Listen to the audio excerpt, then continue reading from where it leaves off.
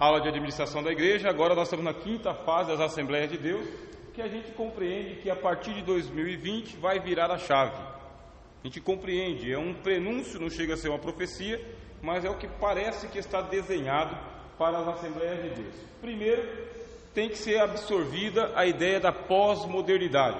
O que é pós-modernidade? É o tempo que nós já estamos vivendo, e que a Europa começou a viver a pós-modernidade desde os anos 80. Final dos anos 80, início dos anos 90, a Europa já veio vivendo a pós-modernidade. Portanto, o velho mundo já está na pós-modernidade já há uma temporada, tá? Caiu lá o Muro de Berlim, 1989, a Alemanha Oriental e a Alemanha Ocidental agora formam uma só Alemanha. Ali era o último resquício ainda do comunismo batendo forte. O pessoal foi lá e derrubou na Europa e fala: aqui na Europa nós não queremos mais comunismo. Ao mesmo tempo cai a perestroika, a Rússia, que era a União Soviética, deixa de existir, cada um pega o seu. Isso é pós-modernidade. O que é pós-modernidade? É esse período em que a gente está abrindo as fronteiras, abre as portas, porque não dá para a gente administrar uma coisa tão grande de uma maneira uniforme, é muito grande. A pós-modernidade, ela entende que tudo tem que ser administrado de acordo com o seu próprio contexto. Essa é a primeira característica, você não tem um modelo único para todo mundo. A Assembleia de Deus, a partir desses anos 20, qual que é o prenúncio? Você não vai ter duas Assembleias de Deus iguais, você não vai ter duas iguais. Pode ser o mesmo ministério, com a mesma formação doutrinária, mas são igrejas totalmente distintas e diferentes. A submissão, ela é ministerial e até doutrinária, mas uma você vai chegar que tem costume e a outra você vai chegar que não tem costume. Tem uma que é mais tradicionalista e essa outra mais conservadora. Uma usa data show e a outra usa mimeógrafo. Você vai chegar e você vai encontrar disparidades, e é a Assembleia de Deus. Isso é pós-modernidade. Nós já estamos experimentando isso, por quê? Porque tem algumas igrejas que já estão nessa página também, já estão na quinta fase. O negócio agora é eu entender que cada igreja é cada igreja. Por isso você vai estranhar, você vai na sede de um jeito, você vai na congregação do pastor Célia de outro jeito, você vai na igreja do pastor Max de outro jeito, na igreja do pastor William, você fala, não é tudo Assembleia de Deus? Sim. Por que é diferente? Porque a igreja, a Assembleia de Deus, ela é um reflexo da sociedade. Isso aí não tem como mudar. Você pega duas escolas estaduais, você coloca teu filho numa escola, tira ele dessa escola e coloca na outra, é a mesma rede estadual, professores diferentes, sistema de ensino diferente, rendimento diferente. Isto é assim. Você é um bom profissional de informática, você está trabalhando muito bem com a sua loja de informática. Monta a tua loja em outro lugar que você tem que ser outro profissional. Por quê? Muda a clientela, mudam as máquinas, muda a tecnologia, muda a tabela de preço, e se você não se adaptar, está fora do mercado. Isso é pós-modernidade. Pós-modernidade, Augusto Bauman, né, ele diz, isso aí quem fala para nós é o Leandro Carnal, ele diz o seguinte, que a pós-modernidade é um tempo de coisas líquidas. O líquido, ele pega o formato do continente. O líquido está no formato do copo. Conteúdo, água. Continente, copo. Eu tenho o formato de copo porque eu estou dentro do copo. Me coloca numa garrafa que eu pego o formato de garrafa. Pós-modernidade é um tempo líquido. Você tem que se adaptar às circunstâncias e você não pode demorar para se adaptar às circunstâncias, porque se você se adaptar, você está desatualizado. Você não pode perder muito tempo. Você tem que estar no que o mercado chama de timer, tá? Timer. Você tem que estar no timer. Qual que é o tempo? Qual que é o momento? Qual que é a hora? Eu vou deixar para depois. Se você deixar para depois, você está desatualizado. Você tem que estar no tempo. É tão irritante que o pessoal está na era do HD. Aí a transmissão HD e tem aquele pessoal que está na era do analógico ainda. Aí no HD a pessoa está falando aqui, demora 3 segundos para chegar a voz dela. Ela já falou. Demora 3 segundos e você já repara que ela está falando atrasado. Esse é o tempo de ir muito rápido, muito rápido. Se não tiver no mesmo tempo, no mesmo timer, na mesma hora, no mesmo segundo, está desatualizado. Aí você muda de canal, porque no outro canal o sinal é melhor, a imagem é melhor, o áudio é menor, é em tempo real. Igreja Assembleia de Deus é isso, ela tem que estar no timer. Se ela não estiver no timer, o que vai acontecer? A igreja vai se fossilizar. O que é se fossilizar? Ela quer manter o molde do começo do século XX lá no meio do século XXI. O que vai acontecer? Igrejas vazias, como está acontecendo com as igrejas Deus é Amor.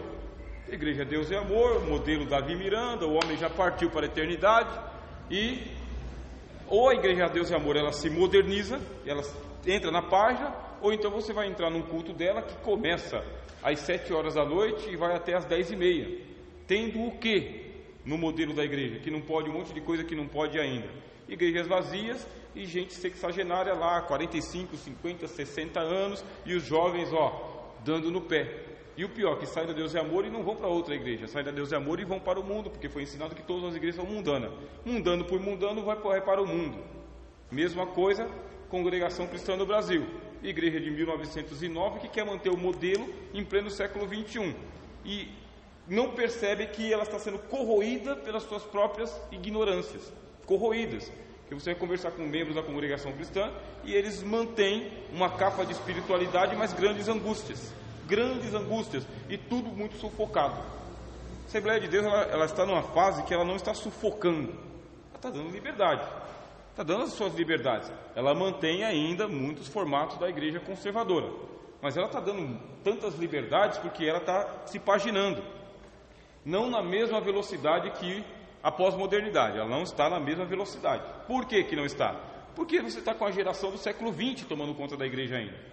Os pastores todos nasceram lá em 1960, 70, alguns ainda nos anos 80, né? Mas é uma turma do século XX ainda tomando conta da igreja. Mas quando a gente chegar aqui, em 2020, a turma que vai estar começando a tomar conta da igreja é tudo rapaziada, tudo gente nova, já é gente paginada no século XXI, é o pessoal da tecnologia. A igreja tem que ter data show, tem que ter o televisor, tem que ter uma aparelhagem legal, os bancos eles têm que ser bancos tão confortáveis quanto o banco do púlpito, não dá para usar aquela Kombi que caía aos pedaços, tem que ser uma minivan, uma van, alguma coisa assim. A igreja tem que se adequar, ou seja, ela tem que se paginar. Isso aqui é pós-modernidade, é a capacidade que você tem de se adequar à sua realidade do momento, e se você tiver que mudar dessa semana para outra, você muda. Tanto é que você tinha congressos antes que acontecia na quinta-feira, era quinta, sexta, sábado, domingo de manhã, domingo à tarde, porque o pessoal fazia o almoço na igreja e já ficava para o culto à noite, só tomava um banho. As igrejas faziam alojamentos, porque trazia gente de fora para participar das grandes concentrações. Hoje não, hoje você coloca na sexta, no sábado, domingo de manhã. E domingo à noite só com a turma da igreja. Por quê? Porque a pós-modernidade já falou, quinta, sexta, sábado, domingo, de manhã, de tarde, de noite, não dá mais. Não dá porque a gente não aguenta. Não aguenta por causa que tem pouca gente para trabalhar, muita coisa para fazer, muita organização e o custo. O custo na pós-modernidade é tudo caro. É tudo muito caro. Tudo custa muito caro. Tem que ser feito, mas custa muito dinheiro. E cadê o dinheiro? Está no bolso do povo? Não, está no cartão. Está no cartão que já está comprometido. Se está comprometido, vamos fazer uma coisa mais econômica? Vamos fazer quinta e sexta, sabe? Nós vamos fazer sexta e sábado. Sexta-feira já não tem tanta gente assim, porque o pessoal ainda está na faculdade, mas dá para fazer. No sábado traz o pregador, né? E no domingo é nós mesmos. E na sexta-feira dá para o pastor local, e o pastor local faz a abertura. Essa é a tradição. Se ele quiser trazer uma outra pessoa, ele traz uma outra pessoa. Já se adequou. Se está adequado assim, pode ter certeza, a partir de 2020 é sábado. Sábado é o congresso. E por favor, não é aquele congresso um congresso para as irmãs, um congresso para os adolescentes, um congresso para os varões. Chega, porque a igreja não aguenta mais. Vai ser um congresso anual. Sexta para os jovens, sábado para as irmãs e domingo para todos os departamentos. Um anual. Por quê? Porque aí eu tenho tempo para atender a igreja do outro e a sede. Porque eu tenho a agenda da sede e tenho a agenda de mais 20 ou 30 congregações para atender também, que são os meus amigos que vêm aqui. Se eu coloco congresso de tudo quanto é departamento, muita grana, pouca gente, muito trabalho, pouco rendimento, porque não se ganha almas. Essa aqui não é uma fase de ganhar almas, tá? Não é uma fase de ganhar almas, por quê? Porque tudo está acontecendo aqui, de forma virtual. A igreja do século XXI é uma igreja virtual. Então esse negócio de ganhar almas, até o apelo que a gente está fazendo, para vocês terem uma ideia, esse negócio de fazer o apelo, ele é um modelo do século XIX. Não existia, a igreja não fazia apelo. As pessoas iam para a igreja e pronto. trazia o seu amigo e preparava ele para o batismo e ele era batizado. Aí o Charles Finney falou, não, está muito pouco, a gente tem que fazer alguma coisa. E o Charles Finney, ele fez um modelo de avivamento que ele deixava os bancos dos pecadores preparados. E os visitantes ficavam nesses bancos aqui. E ele pregava virado para as pessoas. Na hora de aceitar a Jesus é que ele fazia o apelo. Charles Finney, ele era um pregador advogado, treinado em oratória, em retórica. E na hora de fazer o apelo, era apelo mesmo. Ele fazia as pessoas chorarem e aceitarem a Jesus. Milhares de pessoas aceitaram Jesus assim. Modelo do século XIX. Século XIX. Vazou o século XX todinho, ainda tinha. Agora, irmãos, a gente fica constrangido em fazer o apelo e mudamos de apelo para convite. Eu quero convidar a você. E a gente quase pede desculpa para a pessoa porque a gente teve que fazer o apelo. Porque não se sinta constrangido e que Deus lhe dê uma outra oportunidade. Enquanto que no século XIX e século XX é o seguinte, você entrou aqui porque Deus te trouxe. É melhor você aceitar Jesus hoje porque amanhã é outro dia e você pode não estar vivo. E a pessoa aceitava Jesus. Isso, linguagem desse jeito, né? Século XXI não. Século XXI as pessoas ficam ofendidas. As pessoas são melindrosas. Então as pessoas ficam ofendidas e elas falam, eu não vou na igreja porque vão me fazer o convite e eu não quero aceitar a Jesus. Eu quero assistir o culto. Eu quero assistir o culto, me sinto bem no culto. Pior parte, é agora que fala assim, você tem que se converter. Por quê? Não está no timer dela de se converter. Não está. Ou seja, nós estamos com a prática do século XIX, que vazou o século XX, a gente ainda mantém ele no século XXI. E é por isso que as pessoas pouco aceitam a Jesus, se aceitam constrangidas e a gente não consegue batizá-las. Porque tem que mudar a página. Qual que é a página agora? É discipulado, irmãos. É discipulado, é trazer as pessoas, fazer igual fazem os neopentecostais, enche a caravana, traz para a igreja e deixa a pessoa se decidir. Porque as pessoas querem se decidir no timer delas. Essa é a página. Tá bom? É esse modelo. Tanto é que você vê que não se gasta tanto tempo mais nos convites assim e não são tão ostensivos mais. Já eram mais ostensivos. Agora não são mais ostensivos assim.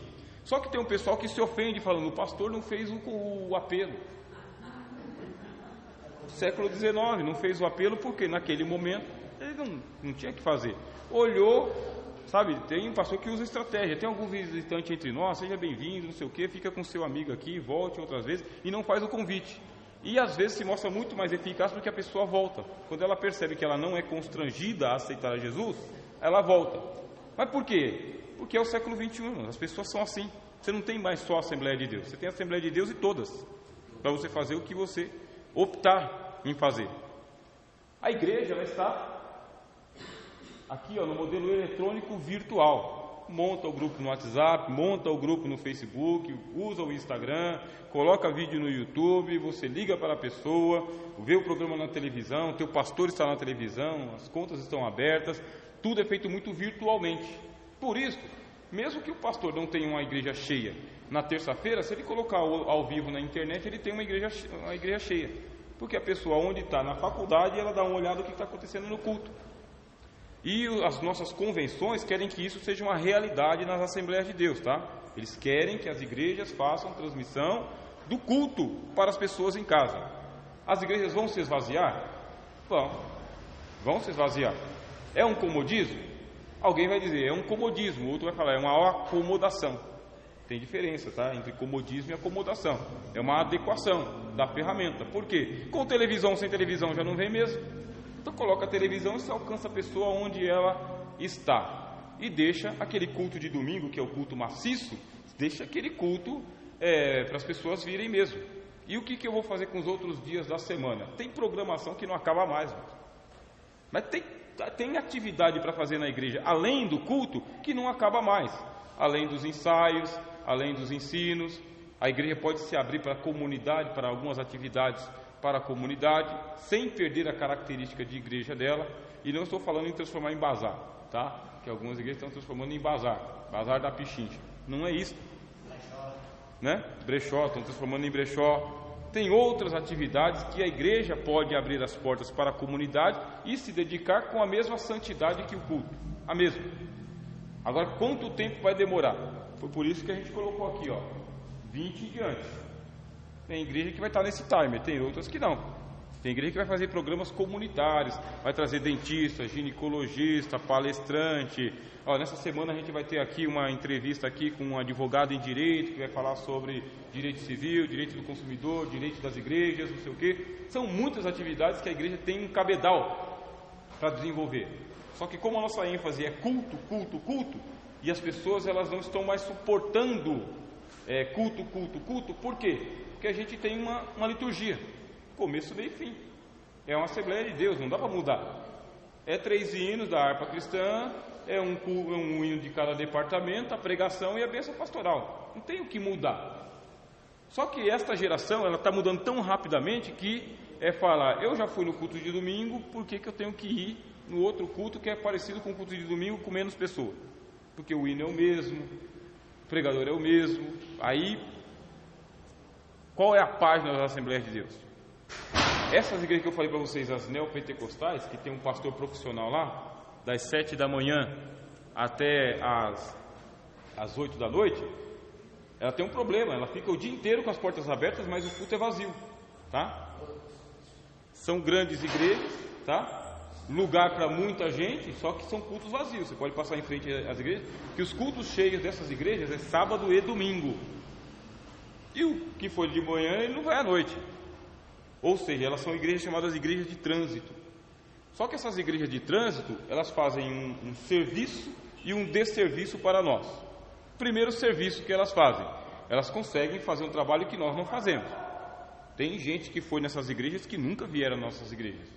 É gente de uma categoria que você fala, isso aí não... Mas eles vão de bermudão, vão de Ray-Ban, cabelo espetado, sabe? Camiseta regata, vai... Você fala, mas nunca veio aqui na Assembleia de Deus. Nunca veio. Então fazem um serviço. E fazem um serviço por quê? Porque de alguma maneira as pessoas estão lá, mas elas falam, agora que eu já tive um quase encontro com Jesus, ou um encontro com Jesus dessa igreja, ela se sente mais preparada para começar a vir na nossa igreja. E elas vêm. Muitas igrejas pessoas que vão nesses outros movimentos, depois vêm para o nosso culto também. E quando chegam aqui, acabam se identificando de alguma maneira, porque a gente tem uma boa recepção, graças a Deus a gente tem uma boa música, a Assembleia de Deus ela está na página da música, tá? É ensaio em cima de ensaio, o pessoal canta bem, toca bem, entrosa muito bem, a música nas Assembleias de Deus ela é muito boa, ela é muito boa. Qual que é o que a gente poderia chamar de problema? É para o crente que está aqui toda semana, a semana inteira, que ouve as mesmas músicas, mas ela tem uma boa qualidade, se comparado com a igreja do século 20 e 19, em que o pessoal cantava desafinado, para Jesus mesmo, então Jesus aceita, ficava afinando a viola dele todo o culto, e demorava para afinar a viola dele, não sabia tocar e queria tocar de qualquer jeito. Tem irmão que é assim, não sabe tocar, mas ele acha que sabe tocar porque é para Jesus. Então a música melhorou bastante, melhorou, e ela é essencial para um bom culto. Os pregadores melhoraram bastante também, sabe? Eles estão no time, um ou outro que é desavisado, mas sabe começar e terminar uma mensagem. Poucos pregadores estão fora da página, tá? Ele pode não ter aquela unção toda, mas ele tem um conhecimento do texto envolvente. Então as pregações de forma geral estão boas também. A arrecadação de ofertas é de uma maneira bem decente. Eu acho muito decente a maneira como a Assembleia de Deus arrecada as ofertas. Não é uma maneira agressiva nem ostensiva, é dentro do nível mesmo, médio. Se um ou outro culto tem ênfase, é por causa do culto, não é uma característica das Assembleias de Deus. Você tem bastante liberdade para não dizimar também, né? Não ofertar. O que irrita são as pessoas que não ofertam, não dizimam e perseguem o rebanho. Isso aí é falta de ética mesmo. Você usou da sua liberdade, fica com a tua liberdade, mas não prejudica. O desserviço que esse movimento neopentecostal presta para nós é que tem gente que vai para lá, fica tão estragado que depois ele não se converte de jeito nenhum. E falta... Você está com um inchaço muito grande, é um inchaço do Evangelho. E depois você vai pregar o Evangelho para eles, e eles não aceitam de jeito nenhum por causa que já estão tomados por aquela versão neopentecostal, confissão positiva, teologia da prosperidade, igreja de trânsito. Só que a Assembleia de Deus tem que perceber que é uma concorrência mesmo, tá? E por último, o que eu pontuo para vocês? Pontuo que nós estamos na época de uma formação político-administrativa, ou seja, os pastores, eles precisam saber administrar a igreja com uma política de boa vizinhança. Isso aqui é assim que o pastor tem que ser. Você vai falar, mas o meu pastor, ele abriu mão. É um modelo de pastor da Igreja Assembleia de Deus para o século 21. Você tem que ser um administrador. Você tem que administrar bem a casa de Deus, a sua casa, porque você não está colocado lá para se representar a si mesmo. Você está tomando conta de um ministério. Você tem que ser o representante do pastor presidente. E se o pastor presidente pode engolir um bonde, um caminhão inteiro, então você pode engolir um fusquinha. Não tem problema nenhum. Aguenta lá na sua igreja o tanto que eu aguento aqui. Esse é o referencial. Tem que ser o pastor político-administrativo, que saiba administrar os conflitos da igreja e não colocar a igreja em conflito. Teve a lei do psil, o pastor local foi chamado lá e falou o seguinte: abaixa a tua bateria, filho, porque eu não vou ficar pagando aqui 15 mil reais de multa, porque o teu baterista acha que ele tem que bater um negócio lá naquela... Não, chama o teu guitarrista lá e apresenta a multa para ele, manda ele pagar. Ele não quer pagar, nem ele nem a né? A igreja, aí o pastor, ele tem que ser um administrador de conflito sem trazer conflito, porque quando o conflito vai parar lá na sede, já a cabeça do homem está pedida. O que você está fazendo lá que as tartarugas engravidaram? Não dá, né, meu? Engravidou e ainda está fugindo com o filhote nas costas, não dá. A linguagem é essa, você não pode estar dormindo. Vai lá e resolve esse negócio aí, não deixa chegar aqui não. Quando chegar aqui, me traga só o resultado, me traga os resultados, é o que eles querem lá. Qual que é o resultado? Primeiro, a arrecadação da igreja não pode cair. A arrecadação da igreja tem que ter de um nível para cima, porque se a arrecadação cair daqui para baixo, você está maltratando o rebanho. Você não está ensinando o povo a contribuir, porque não é ostensivo. A Assembleia de Deus não faz aquele negócio enfático de tirar dinheiro das pessoas. Ela tem um nível. Então, porque ela tem um nível, o pastor local ele vem, dá o ensinamento, recolhe as ofertas, recolhe os dízimos, passa o que tem que passar, mantém o que tem que manter, pronto. Esse é o primeiro ponto para você continuar na igreja do século 21, Assembleia de Deus. Primeiro ponto. E o segundo ponto é o seguinte: você não pode deixar a coisa chegar lá na sede. Por que está chegando lá? É pelo WhatsApp que chega. É pelo WhatsApp. O pessoal coloca o escândalo no Facebook, quer que todo mundo comente aquele negócio. E o pastor tem que ser o quê? Tem que ser uma figura pública. Uma figura pública que tem a família dele, está na igreja local, que sabe administrar a igreja de Deus e os conflitos internos, que sabe quem está trabalhando com ele e quem está trabalhando contra ele. Por quê? A queixa vai chegar lá. Só que na hora que chegar a queixa, aí o pastor presidente vai ter confiança em quem? No homem que ele colocou, pode ter certeza. É no homem que ele colocou. Porque eu ensinei para os irmãos lá na primeira aula e na segunda também, que os pastores eles estão sendo chamados a serem convencionados. Os presbíteros estão sendo consagrados a serem evangelistas, para que os evangelistas tomem conta das igrejas e todo mundo saiba que a igreja ela é convencionada. Ela não é a igreja do presbítero, é a igreja da sede, da convenção. Por isso, o homem que está lá é de plena confiança. O assunto vai ser tratado daqui para cima. E ele tem que ser político-administrativo. Ou seja, ele não administra por causa dele mesmo, ele administra por causa do ministério. Tem coisas que você vai ter que engolir mesmo. Tem que engolir por causa que não é da sua alçada. Não é você, não é a sua igreja. Você não fundou o ministério. Você não fundou. É de alguém. Não está satisfeito? O senhor tem uma carteirinha chamada carteirinha de convenção. Entregue e faz a sua. Isso é pós-modernidade, tá? Na pós-modernidade não faz muita diferença se você foi excomungado ou não foi. Ninguém está nem aí mais com esse negócio de exclusão. Não está. E aí eu já adianto para os irmãos e as irmãs o seguinte: nós estamos aí com os nossos pastores presidentes das convenções se despedindo dessa geração. Todo mundo morre, tá? Até Cristo morreu. E quando morrer, tem uma turma aí que já está com a papelada pronta, tá? Para saber o que eles vão fazer com os grandes campos, os grandes setores. Aí você vai ver que aquele morreu e aquele morreu, a Assembleia de Deus continua mantendo a placa, mas não é mais uma convenção só. E não tem que escandalizar. Isso não precisa escandalizar, porque isso não vai mexer em nada com a membresia, mas em nada. Em nada. Não vai mudar nada com a membresia. Simplesmente o pastor presidente de um setor ou de um campo vai ser o pastor presidente de um ministério. E aí vai ter aquela briga logo no começo, que o pessoal vai morrer e quem fica com a maior fatia do bolo, mas depois eles vão e se reconectam na convenção. Eles voltam para a convenção. Eles saem, briga, mas é igual o filho mais novo. Pegou a mala, gastou e volta. Volta. Isso é o caminho de volta.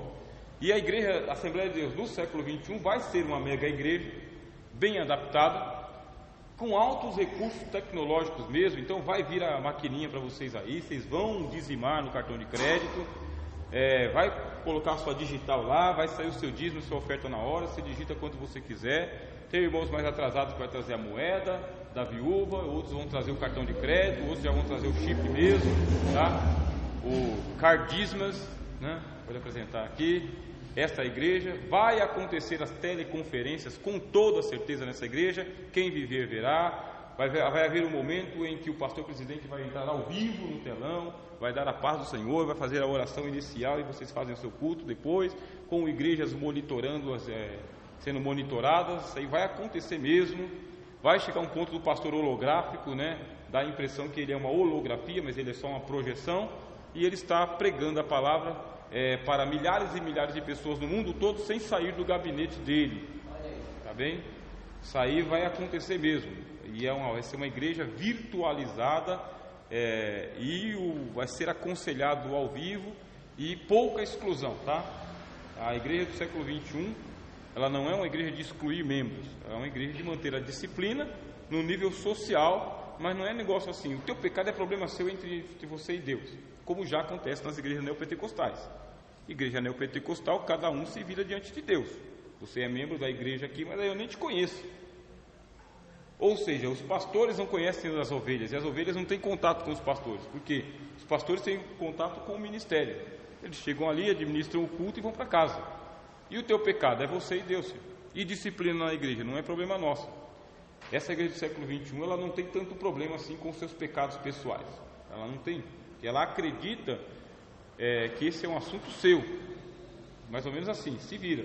Problema seu. Eu estou aqui e preguei. Você creu? Creu. Vai para o céu. Não creu? Problema seu. E você vai ver essa turma toda, tá? Que hoje vocês veem aí que falam, esses jovens não tem jeito. Vocês vão ver essa turma toda aí pastoreando as igrejas.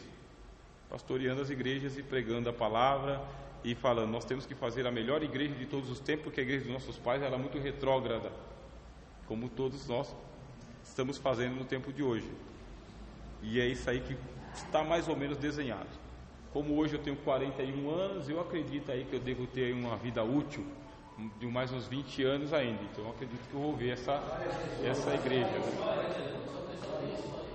Não, quando chegar nos 60 eu quero estar longe dessa bagunça toda.